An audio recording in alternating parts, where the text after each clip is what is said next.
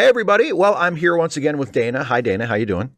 Hi, Steve. I'm great. How are you? I'm great. And one of the reasons I'm great, first of all, I'm great because I'm talking to you. And I'm also great because we're going to do something fun here. And we are going to respond to some of the comments that people have left on the videos that you and I have done together. So that's most recently, it's our video about Zootopia and whether or not it's propaganda. And then all those videos we did over the last several weeks and months about Batman. So that'll be fun, right? I'm Batman. We're going to start with some of the comments chosen by Dana that we received on our video examining whether or not the movie Zootopia is an example of propaganda. So the first comment that we're going to talk about, actually, it's a series of comments. We pulled a little bit of a comment thread here. And the top comment is from Opinions No One Cares About, who says, if I have this right, then you guys recorded this. Uh-huh. Well, that was a day, huh? And then the reply from Navi BC31 says, I was just about to ask what time this was recorded, almost like the early part of a morning show prior to the first plane hitting the tower, to which Platypie 007 replied, Dana mentioned it's early morning on Wednesday, so yeah. So, yeah, our Zootopia video is sort of an interesting little time capsule because we recorded it on the morning of the storming of the Capitol by some people, terrorists, by some domestic terrorists who I believe were supporters of the outgoing president. I'm not sure of that. I do want to be fair. There was a Trump rally, and not everybody who went to Washington was there to storm the Capitol. I mean, there were a lot of people who were just there to support the president and who didn't do anything illegal or or violent or anything like that. And that's fine. I don't agree with their choice of, president, but, we live in a democracy and we aren't all supposed to agree with each other, and that's okay. But not really keen on interrupting the legislative process and trying to, the whole might makes right thing. That's sort of like that's like the opposite of what our country theoretically stands for. Right. It is unfortunately kind of in line with the practices of our country a lot of the time, but not with our ideals. What made it even more sort of striking to people watching it later was we talked about political stuff at the beginning because you wore your Georgia Bulldog shirt and you red and black, and we talked about the result of the Senate runoffs, which had just happened the day before. Yeah. And, so we're talking, and that was what everybody was talking about before the Capitol stuff happened. So yeah, it's, it wasn't just that I happened to be wearing a Georgia Bulldog shirt. It was, I was wearing it for the intentionally fact that I'm from Georgia and we just had the runoff and we just had those results. And, I was really excited about that. And then fortunately, I'm glad that we recorded the video before all of that happened, because the mood would have been very different than afterwards, I think. Indeed. The next comment on our Zootopia video that we're going to talk about is from Hooligans Corner, and they say it seems. Awesome name, by the way. I know, it's a cool name, isn't it? And they say it seems that, quote, tough on crime is always measured in arrest numbers rather than the feeling of safety a person has walking down the street. Crime prevention is better than criminal retribution. Yeah, there's a lot there. I do think it's not just based on arrest numbers. It's probably also based on conviction and incarceration rates. Yes. But those are much more measurable and seemingly objective than the feeling of safety. Like how do we measure how safe people feel? Do we measure it in I guess it would have to be based on surveying people. Yeah. And do we measure it based on how many people, is it median motor? What kind of average are we talking about here? If we have a lot of people who say, it's about at a 7 out of 10, but then there are a few people who say, no, it's a 2.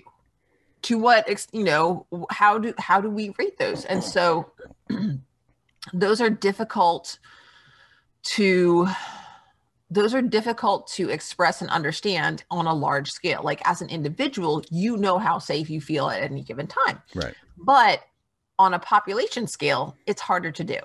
And so I do understand that from a practical point. But the other point that the commenter makes is also, I mean, the ounce of prevention is worth a pound of cure. I mean, the whole that concept applies in so many ways.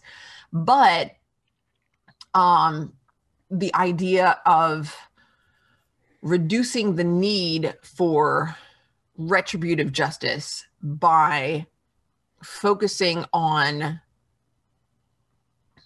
dealing with situations that are problematic before they actually become problems, right, is so helpful. I mean, it's one of the things that I've learned as a teacher, and I will say it's exhausting. It's one of the things that makes teaching hard, but it's like it's constant vigilance.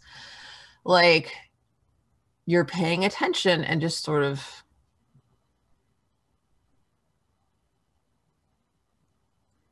Jason, what are you working on right now? And Jason's like, oh, well, I'm like, just let him make his excuses. Okay. What are you going to work on next? So that it's not confrontational, but it does redirect him before he gets, off and he's just, playing a mobile game on his phone. Nothing against mobile games. They totally count as video games, but not all of them are relevant to the lesson at hand. Right. So maybe not during class. It's also I think it's called the broken window theory of. Oh yeah. Broken window policing. Yeah. Yeah. So the idea is if, once a neighborhood starts showing signs of wear and tear, the people who live there, as well as the people who come through, tend to treat it with less respect. And that can create the perceived need for increased policing. And then when you have increased policing, because you have more people looking for crime, they find, surprise, surprise, more crime. Gee, I wonder why. I mean, I'm a good teacher. But if I had people in my room all the time who were watching for me to do something that wasn't right, they could find something. I'm a human being. I'm not perfect. Yeah. I'm gonna mess up sometimes. It happens. And it's the same thing with any community. If you add more of a police presence, you're gonna see more of what's there. But that's true in any community. So it can create, and then of course, when you start having more arrests, that community gets more of a reputation. Then the people who live there start feeling like, well, why are we patching up these broken windows? Why do we bother? So getting back to that point really takes some work. The next comment is from Randall Stevens, who says, I like Zootopia. I do agree generally with the criticisms against it as far as its oversimplified depiction of racism, and even the question of is it propaganda does give me a moment to think, kinda yeah, because it presents the police force as unambiguously good and trustworthy. However, I think that for a young target demographic, all this isn't necessarily bad. I think it presents a model of what a good police force might look like, and directly challenges the idea that an individual cop needs to be big and strong or even macho masculine to be effective. And even though the racism isn't really the subject here, I think Zootopia does deserve credit for presenting racism as a tool used by people in a position of power to manipulate and divide a population for their own ends. And I think we touched on that briefly in the video, but not a whole lot, because that's not what our video was about. But I mean, that's what Zootopia was about. Zootopia was about racism, not about policing. So, you can't expect it to be a critique of the police when that's not what they wanted to do. And, but at the same time, and I think it inadvertently touches on this because all of these issues are interrelated. I mean, nothing exists in a vacuum except, I guess, space. But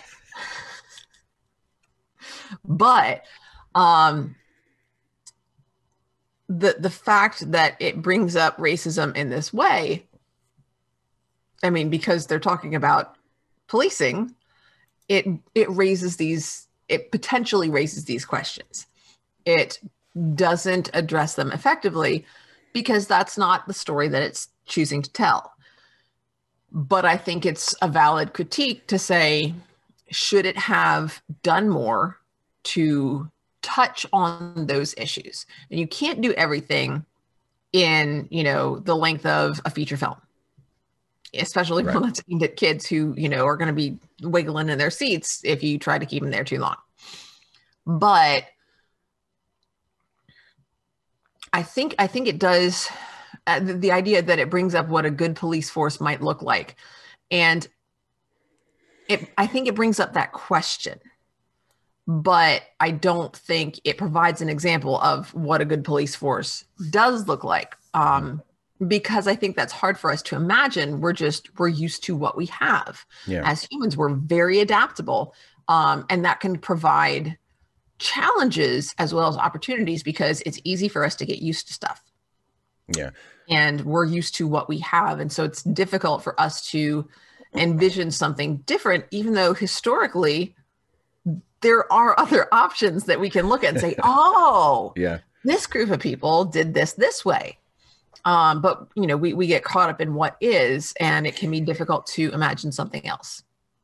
Yeah, that's a good point. And I mean, I think the suggestion that Zootopia gives us a model of what a good police force might look like, or at least what a better police force than a lot of the ones that we, I think that's a really interesting suggestion. But I like the movie too. I think it's obvious we both really like the movie.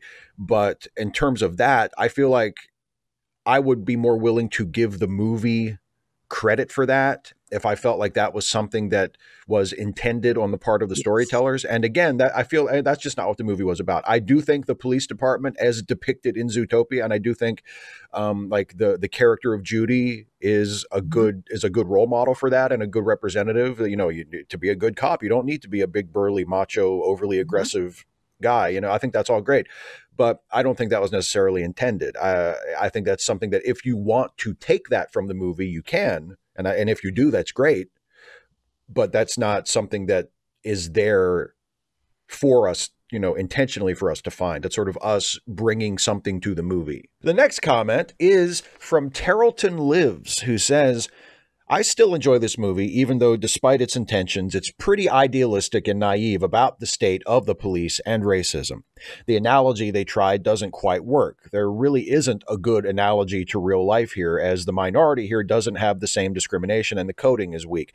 By making the minority have a past of instinctive violence, it really destroys the analogy. Personally, I feel a police force is necessary, but it needs to be well policed. Laws need to be fair, and law enforcement needs to reflect that. The behavior of police is an indictment of a greater social problem of coddling racists and protecting members of a clade rather than holding them accountable. If police officers weren't protected from facing their responsibilities, we wouldn't have this problem. If racists were more regularly punished in modern society, we wouldn't have to attack the institutions infested with them. I think we don't understand enough about what drives us in an instinctual fashion to be making remarks about, oh, well, it's because of biology. And I think that's something that the movie does and points out to us, says, look, don't do this. Yeah. I think it starts from that premise and says, by the way, that premise is wrong. And I think it's right to do that. I think you just have to get far enough into the movie. It's towards the end. Yeah. Yeah. And then also the point in the second half of the comment there about how police need to be policed is a really watching important the watchers. One. Yeah. Yeah. Because that's one of the,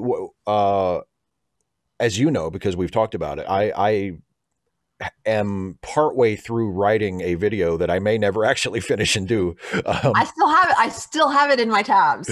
About that police unions, and one of the things that I did as I began the process of writing that video was to look up the history, not just of police unions, but of sort of efforts at police reform and the roles that the major police unions have played in usually attempting to hold back that reform. Mm-hmm. And one of the biggest examples of that is in New York City, where the NYPD throughout the 60s and 70s and 80s, there was this continuous tug of war attempting to get civilian oversight of the NYPD.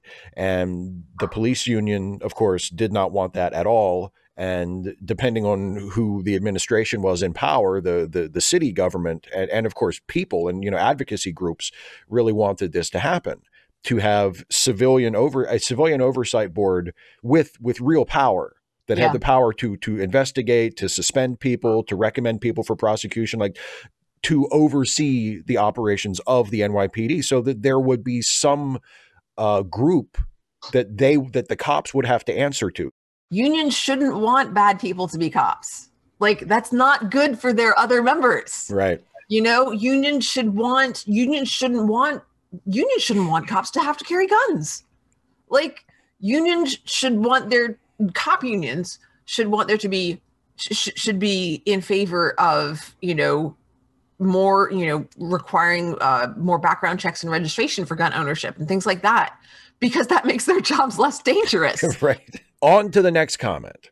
And the next comment is from Nick Bell, who says, institutional problems about police are never brought up in media, probably because A, no one really thinks about it. We've been raised in this black and white way of thinking that cops will always be good and the abuse of power is just an anomaly.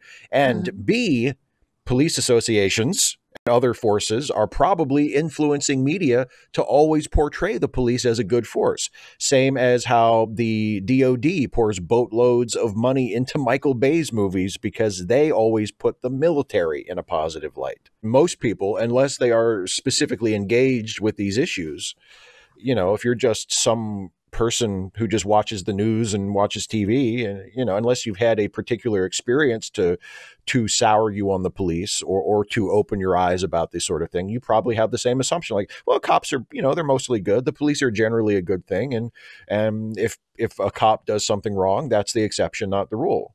That's just how we've been conditioned to, and not even conditioned intentionally. It's not like people have been brainwashing us to think this way. It's just, that's just sort of our cultural norm, It is, but also I think there's some wishful thinking there. Oh, absolutely. It's a comfortable deception, a comfortable self-deception that if somebody is trying to hurt you, the police will help. That's certainly much more reassuring than other alternatives. Oh, for sure.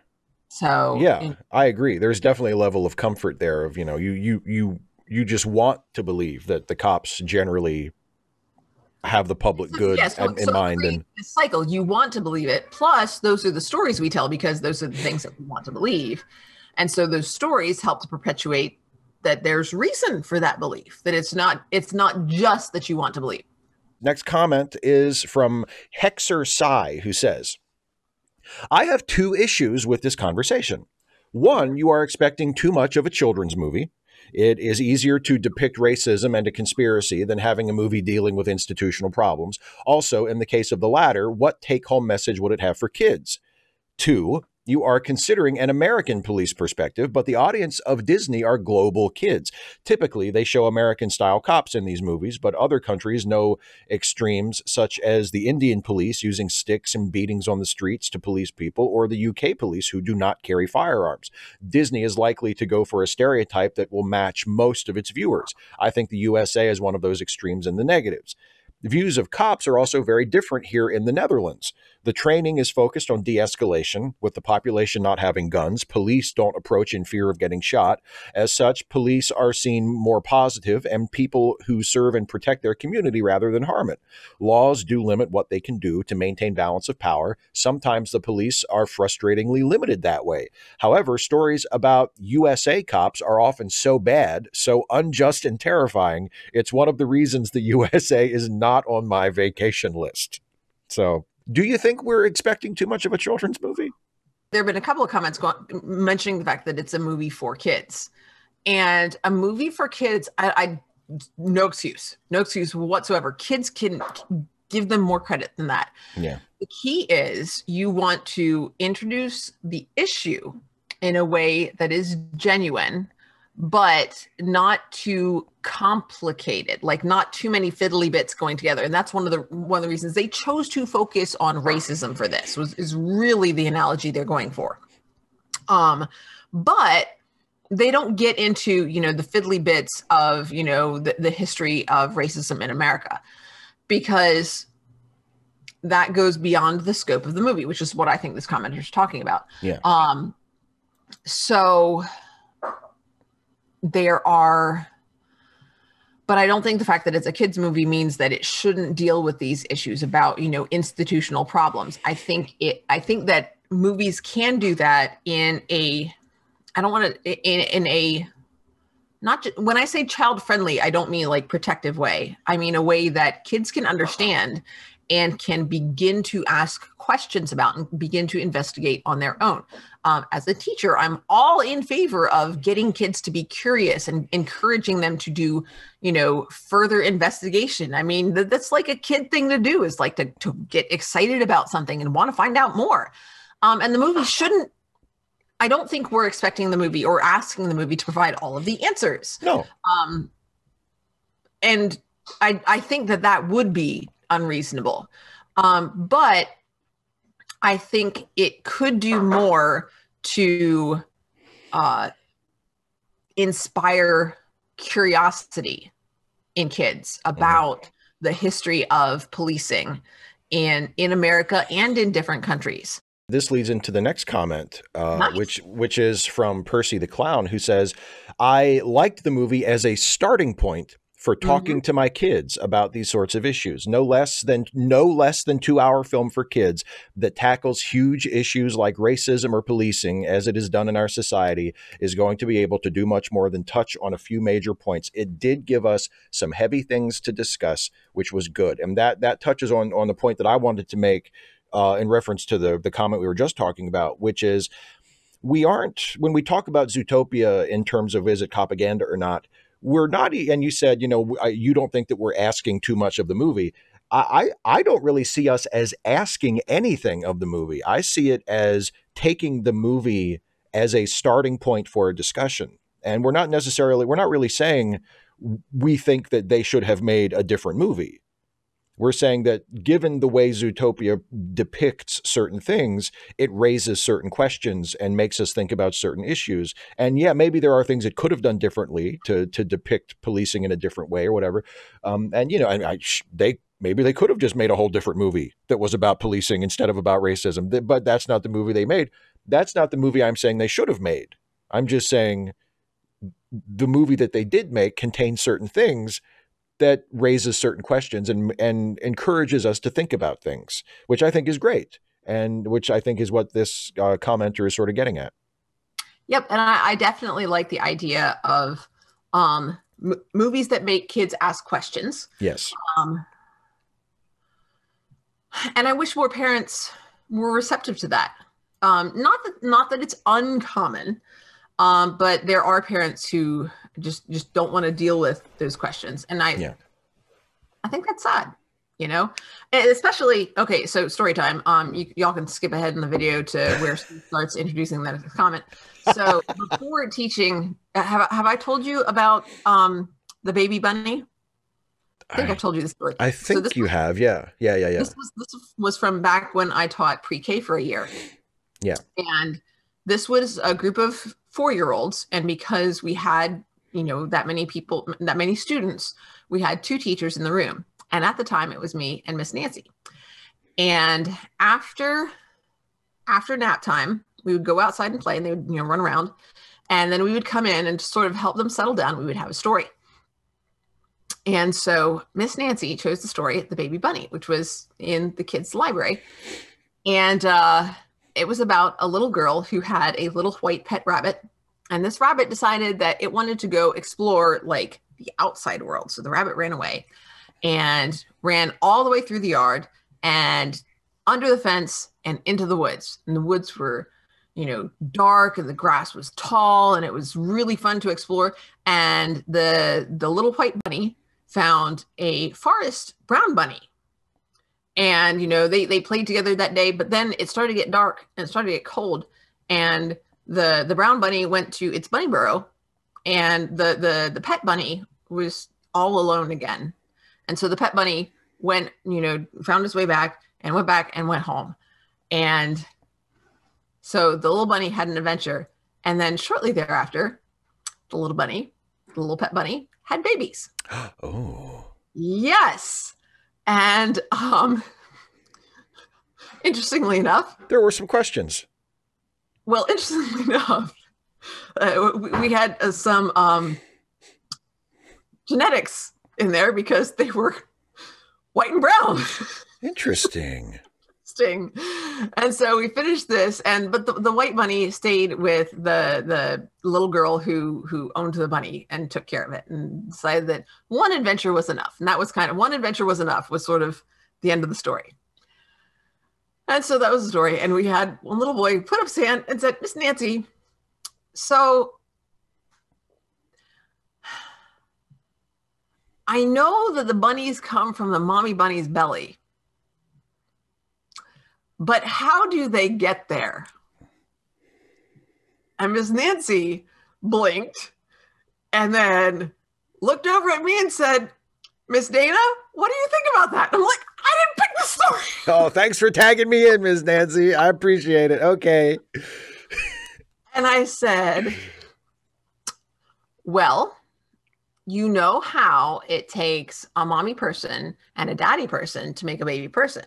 And the little young man said, uh-huh. I said, well, it takes a mommy bunny and a daddy bunny to make baby bunnies. And he said, oh, okay. And he stopped asking. That was all he needed. That was it. That was enough. He just needed confirmation that it works the same way. It works. There's a parallel there. He understands that. Yeah. And so I didn't have to get into, the Punnett square. That's a little bit above his level. But it makes me sad that parents don't look forward to having these conversations with their kids. I mean, obviously I don't want parents to push their kids if the kids aren't ready. Yeah, of course. When kids ask parents these kinds of questions, like, it shows that they trust you. Yeah. Like that, just please, please parents, look at that as an opportunity. And try to be receptive to, whatever it is that they're asking, and to approach it with compassion and honesty, whatever your beliefs are, even if the kid is expressing beliefs that you think are harmful, be gentle with them and be encouraging them to, continue to ask questions and to think about things. Because that will encourage them to continue to come to you when they have questions. I know I have students who, in their writing talk about not being able to talk to their parents. Yeah. And first of all, that's not true. They are capable of talking to their parents. They choose not to because of how their parents have responded in the past. So I'm really glad that this commenter is having these conversations with their kid or kids. That makes me happy. That's the big reason that I chose this comment. I'm like, see, talk about it with your kids. Yeah. So this is our last comment from the Zootopia video, and it's from Ashley Collins, who says, this issue goes all the way back to the Haze Code, one of whose provisions was that police can never be presented in a negative light. The cop film genre was, if not born, then certainly nurtured and developed under this stricture, so that even after the code was lifted in favor of our current MPAA rating, a generally pro-police bias was baked into its DNA. In that sense, the vast majority of cop films have at least a copagandic element to them, outliers like Serpico notwithstanding. I still enjoy a fair number of cop films regardless, although I do sometimes have to remind myself that I'm not necessarily looking at an accurate representation. I think the mentioning of the Haze Code is really important because that was incredibly influential in Hollywood films for decades, and I think it's a good point. Like, even after the code was rescinded, those traditions. Those cultural norms are still there. Exactly. Yes. Exactly. And even Serpico, which I think is a great film. The Serpico is about police corruption, not about fundamental institutional problems with the police. And we talked about this in the video, how even movies that are cop critical aren't necessarily critical of things that are of policing. Yeah, things that are relevant to the issues that people are talking about now, in terms of, why people are saying defund the police, or divest and invest or something. It's not just because, well, there are corrupt cops. It's because the institution itself needs to be rethought and reshaped. And there's not a lot, even movies like Serpico that critique policing don't go that far. So, but yeah, I think that's a really good comment. So these next several comments that we're going to talk about are from the video we did right before the Zootopia video, our most recent Batman video, on the question of, is Batman a cop? Which kind of led us into the Zootopia video. So the first comment is from Tom Finley, who says, "So nice to immediately stumble into a new video. Despite his liaisons in blue, Batman is surely not a cop. He's a deranged millionaire." His liaisons in blue. Somebody been reading some slash fic. Oh. Yeah. Well, I mean, obviously, our point in the video, obviously wasn't to say that Batman was literally a cop, but that he was cop adjacent. He was cop-ish, exactly. But yeah, he is. I mean, you can be both. You can be a cop or a cop-like figure and also be a deranged millionaire. I thought you meant you can be a cop and a deranged billionaire. I'm like, dude, cops do not make that much money. No, yeah. I mean, unless you are already a billionaire and then you choose to become a cop. No, which is evidence of your derangement. They go into politics if they're going to become a public servant. Fair point. The next comment is from Peter Porcaro Jr. And this is directed at you, my dear. Nice cutting edge reference. I'm sure that brought a smile to your face. I always like it. I always like it when people get my references. The Cutting Edge is such an underappreciated movie. I mean, it's not like, I don't know. Would you consider it a well-crafted film? No. I didn't think so. But I just see, me not being a film connoisseur, I'm like, maybe it is, and I just don't know. But I was like, I don't think it meets your standard for high art. I have not watched it in a really, really long time, and I think I've only seen it once, but I found it enjoyable because I like DB Sweeney and I like Moira Kelly. Like, I think they're just really charismatic performers, and they work well together. But I wouldn't say it's like a great movie. No, it's an okay movie, and it's enjoyable to watch because of appealing performers. And I love how smug she is. I just love it. The next comment is from Lessons Learned, who says, how about the Harvey Dent angle? Because it's not just the police, but also the DA's office. Perhaps a story about two trials, one of a rich friend of the Wayne family, the other a poor person, perhaps working in Wayne's charities, and the difference in the justice system. So this is like sort of a pitch for how we could do a Batman story that would examine these issues. I think that's a really good idea. And I think that's one of the reasons that I chose it. Have we not talked about that for our Batman timeline, about looking at about bringing Harvey Dent in the pre-Robin era? Talking about Batman looking at working through and with the justice system, and introducing Harvey Dent and Gordon early on to both establish those relationships and also show, with Bruce, the difficulty in working within the actual systems, the legislative systems that exist. And that's part of why he decides to do something outside the system.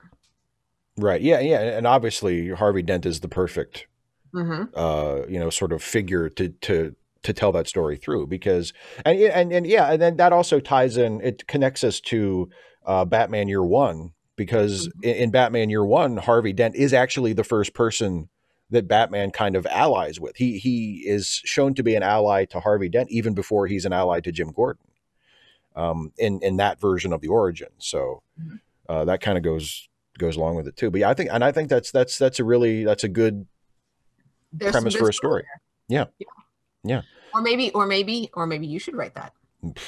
Maybe I should. Maybe after No, my. not you, the commenter. Oh, maybe you should. Yeah, Lessons learned. Yeah. Yeah, send us the link. I think you have such a great idea. I read the story. You think that. You think it's easy writing fanfic? Go ahead, try it. Do it. I dare you. I don't know why I'm so aggressive. It's the black shirt. I just. By the way, can we hurry up? Darkness. Can we hurry up and finish this? I'm late for my poetry reading. Next comment is from Sky Skinner, who says, something I really loved about the animated series was their depiction of Harvey Bullock. He wasn't as unassailable in his nobility as Gordon or in his idealism as Batman, but he wasn't a villain. He disagreed with Batman, and in the context of the stories being told, that most often resulted in him being the butt of the joke, but he was ultimately a well-meaning, if imperfect, individual. I think there's a lot of really interesting Bullock Batman stories that could be told, and I could very easily see him taking over for Gordon after Jim retires, at least for a time. He's very much primed, not so much for a proper redemption arc, I don't think he really needs redemption, but an ascension arc, cleaning himself up and rising to the occasion to lead the Gotham police, and how his relationship with the Bat would grow and develop under those circumstances. I think that would work for the animated version of Harvey, because they just sort of hint that he has sort of dark parts of his personality or has kind of like a troubled past, but because it's a kid's show, they don't really come out and say, oh, he was a corrupt cop. Whereas in like the comics, that's pretty well established that was part of Bullock's backstory, that he has some sins that he needs to atone for. Whereas in the animated series, that's just sort of hinted at, but never really established. So I think that sort of, I can imagine the animated Bullock potentially being a successor to Gordon.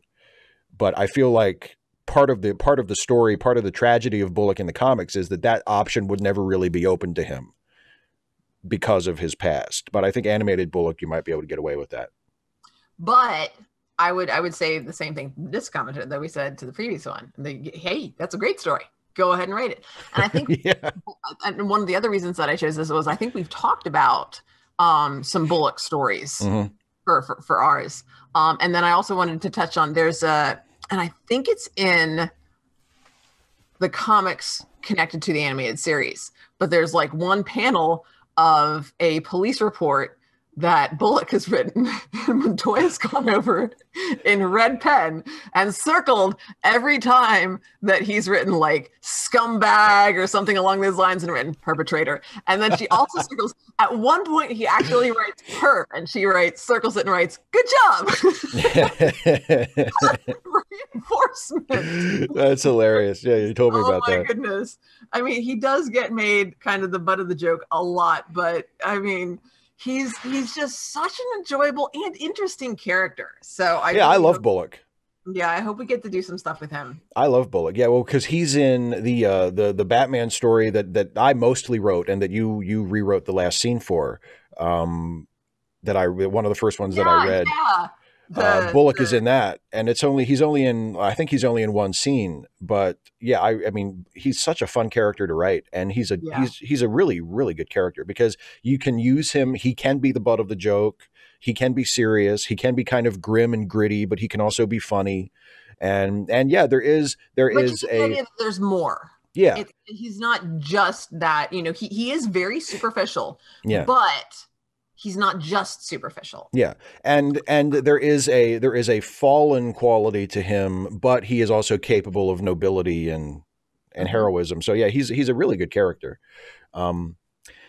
Next comment is from Terrelton Lives, who says, one of the things that made me interested in Gotham and why I lost interest in it immediately was a Batman prequel. Speaking of Gotham, the live action TV series here. Everyone is so focused on Batman already being seasoned and brilliant and perfect. The only part I really liked in Batman Begins was that process of learning his fighting style, training his mind and body, improving his gear, befriending Gordon, etc. It's actually undermined by the villains in that movie. I like the concept of a training arc, a whole series that turns this rich little kid into a genius. And of course, not just fighting. How did he educate himself in engineering, forensics, sociology, history, etc.?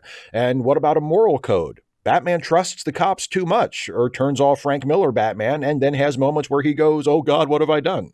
I think Batman Year One strikes a really good balance with this, because we see Batman as a beginner. He's not the seasoned veteran. He's just becoming Batman. We see a little bit of Bruce as he is coming back to Gotham before he actually becomes Batman. So we see a little bit of sort of the transition. And then it goes into his earliest days as Batman. Personally, just my own personal taste, I am not terribly interested in exploring his training. You know, I mean, I do agree that part of Batman Begins was the most interesting, but that's just because I feel like the writing of the movie kind of takes a nosedive after he becomes Batman, and then it becomes like a goofy superhero movie with like the microwave emitter and the train and all the, I just think that's just the better part of that movie. Not necessarily because I find the training all that interesting. The training part was interesting. It's just that the rest of it was not. Yeah, exactly. It's so, but yeah, that's not what you're comparing it to. But like that's and I've talked about this before. Part of that is just I feel very strongly that backstory should be backstory, and to me, how Bruce got educated, how Bruce trained himself, how he got to the point where he could be Batman, that's backstory. I don't need to see that. I'm not interested in that. I just need to know that, okay, that's what happened. He traveled the world and studied with the great masters, and okay, yeah, great, good, awesome. Let's get to the point, But if that is something that the commenter is interested in, yeah, absolutely, write the story, or or seek out stories that explore that era of his life. Like, it's not really something that I'm automatically drawn to. But by the same token, if somebody wrote like a really awesome story set during that period of Bruce's life, I mean, I would be totally capable of enjoying it in theory. But if the pitch was, okay, it's a story set during Bruce's years when he was training to be Batman, like, you need more than that for me. I don't care about that. Like, you need to tell me. That's just the setting. Yeah. Like, so what's the conflict? What's the development? What does he learn? How does he change the character? How does he grow? So, I mean, that's not a pitch. A setting, right? It's a setting. Yeah, you're right. Good point. So, and I've said this. I don't know. Can people leave links in your comments? I think they can. Okay. Well, I guess we'll find out. I hope that people will leave links to fanfics. That would be cool. That would be pretty neat. So, what's next? The next comment is from Renee Agatsuma, who says, I like the idea of that person who was influenced by the good cop who saved their life, like in her story, not turning to the dark fascist side of cops, but really trying to do good. They would report acts of brutality and racism they see and get attacked at home by the others in a more brutal way because Gotham, like those who try to report issues of racism today. They could come to the conclusion that the whole system is a problem versus always being corrupted. They could also somehow get into contact with Batman, maybe even when they are being terrorized by fellow cops. So again, you've chosen a lot of like writing prompts, like ideas that could be sort of developed into interesting stories, which I think is cool. But I also wanted the other reason I chose this is because it mentioned that story, and it's about someone that we know, and I was like, so someone that we know is now in the Batman universe. Hey, and, gets tries to make a difference and has difficulty because Gotham, and gets in touch with Batman and works with Batman. I'm like, yes, I love this story that is now in my head. Yeah, it's a cool. Yeah, I agree. It's a cool idea. Like, I don't think that I would ever write this story because it does involve like literally a person, like a real person. Yeah, a real person. So I would try to stay away from that. But hey, guess what? I wrote a Batman story about you. Isn't that great? It's a little on the weird side, and also, this is somebody that I care about, and so I wouldn't want to, even though the story would as I would write it, would end well. Yeah. I wouldn't want to put them through the bad parts of the story, because Gotham, and of course, it wouldn't really be, effective to be like, no, they reformed the police and everything, and then Batman came by and just told them what a good job they did, and he was glad that the police were now uncorrupt. I don't know that I could write that. Yeah. Next comment is from Jalorn, who says, one factor that I think is also missing in this discussion is the corruption of Gotham's political systems.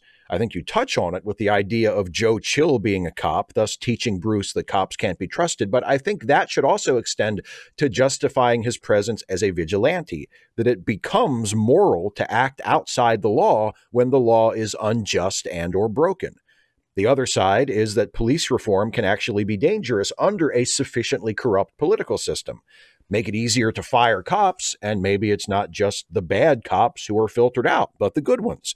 You could have a whole sea change where Bruce gets Gordon on board with making it easier to fire cops, and in the fallout, Gordon is fired. Side note, I just realized that "I'm not wearing hockey pads" is using wealth, elite, social status as a justification that Batman's vigilante justice is somehow more legitimate than others. I love the idea that on Batman's or Bruce's motivation, Gordon gets behind police reform, and then the reform that Gordon gets put in place leads to Gordon being fired. Like Montoya is in Birds of Prey. Yeah, you're off the case. Yeah, I'm the commissioner. Well, you're off all the cases. they Judy Hops him. Yeah. Parking tickets for weeks. Hey, aren't you the commissioner? Shut up. Maximum fine. My mommy says that you should die.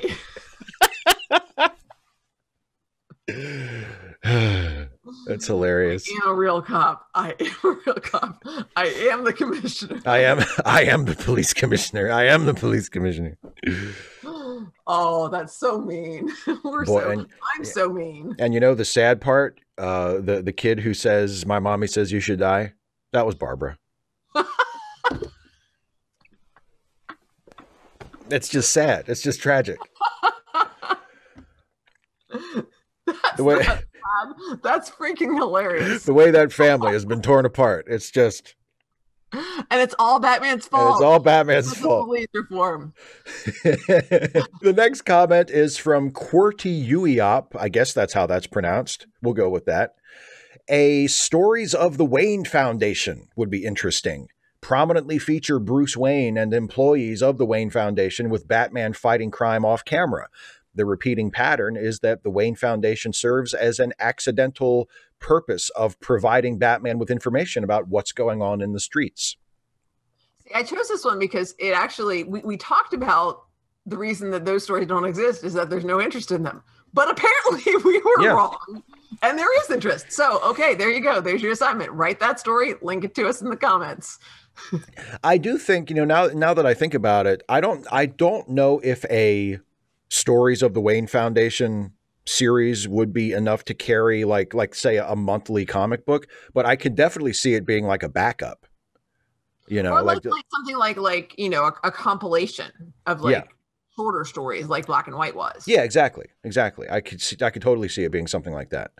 And yeah, I do think it would be in some form, even if it's just in a recurring way, to do stories that remind us or inform the readers or establish within the fictional world that this sort of thing is happening, that Bruce is doing these things in addition to being Batman, that he is taking other actions related to his wealth and his influence in the community to do positive things beyond. He's a guy. Yeah. Let me tell you.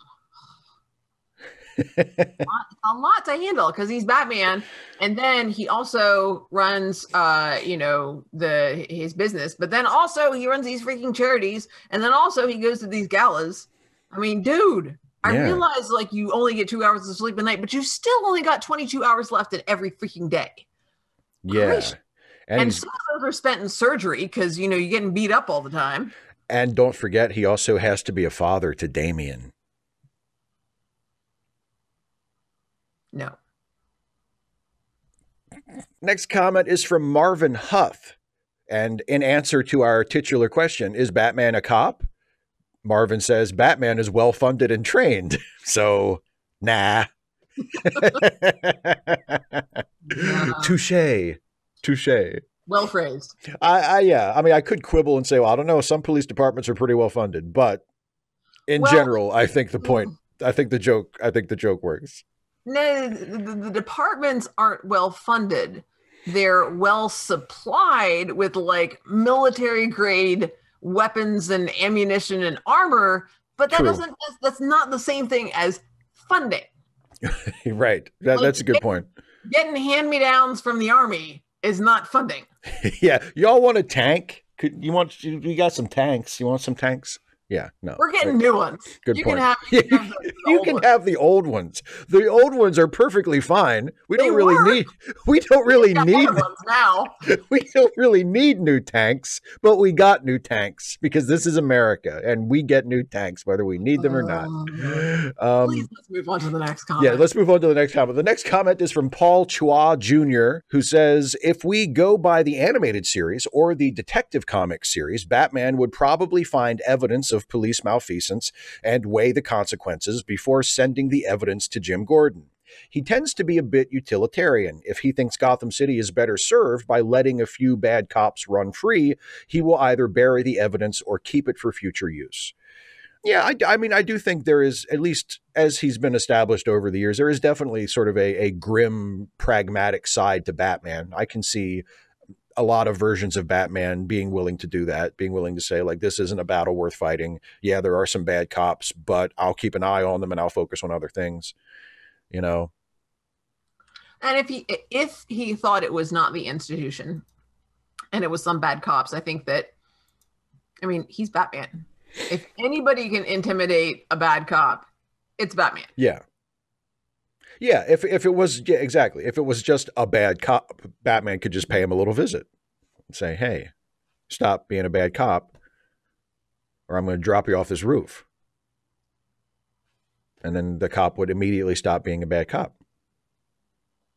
Or just, have it. I mean, he so much you could do that would be so subtle. Like you open your desk drawer to get a pen and there's a picture of you and Batman is standing right behind you and you didn't know that Batman was standing right behind you. Where the heck was the camera positioned? And then you just close the desk drawer. Take the pen from somewhere else. Okay. Psychological terrorism. Batman. Last comment from the Is Batman a Cop video. It is from Devereaux Sphere, who says, my favorite parts of any Batman is when Officer Ellen Yin is at a party and confronts Bruce Wayne saying, I know your secret. You're just pretending to be a spoiled rich boy. And he thinks she figured out that he is Batman. After all, she has been hunting him for months. But instead, she says that unlike most people, he actually cares and how he's set up loads of charity events that have been more than just for appearance's sake. Picturing his reaction there where he's like, oh, you figured me out. Look, just don't. Can this be our? Exactly. This on the down low. Please don't tell others my secret, my terrible secret that you totally discovered. Look, do you realize how many proposals I'm fielding already? Just please. Yeah, you need to. I need to get the babes to leave me alone. It's. Too many world problems of like rich guys. Too many babes. Well built and just muscular. It's like, you see all these gorgeous women here at this party. They are all on my jock, okay, and I cannot take it. As well as that guy. That guy over there. That guy. I might have to go talk to him. Actually. And then that guy. Who I'm not going to go talk to. He has standards. So anyway, hey, Dana. Yeah? So this is me and you from the future talking. Because what happened was we recorded. Wait. Yeah. Okay. Yeah. Go ahead. This is me and you from the future. We're in the future now. It's Future Us. Hi, Future Us. Yeah. Unfortunately, we don't have any useful information. The only future information. Well, the only future information that we have the power to share with the viewers is we recorded so many comment responses that there were way, way, way too many to fit into one video, unless that video was going to be like 4 hours long. So we're splitting up our. Wait. Could you like speed us up and have us talk like we're auctioneers? Boy, what a great idea. I wish I had done that. Oh, you didn't do that. Okay. It's yeah. Sorry, and now that it's future us. and now that it's the future, it's too late. It's too late. Because the past can't be changed. Alas. Unless you have a panic button. Oh, look at that. Cross promotion. Ensign's log. I like it. I like the cross promotion. But yeah, so this is us from the future telling everybody that we hope you enjoyed this episode of our comment responses, and we will be back. What do you want to say? Point? Next week, maybe, with some more. Wait. What about maybe next week? But what about 2 weeks from now? Don't you usually do it every 2 weeks? That's true. Well, oh yeah, let's string this baby out. So what? Maybe in 2 weeks we'll be back with the next segment of comment responses.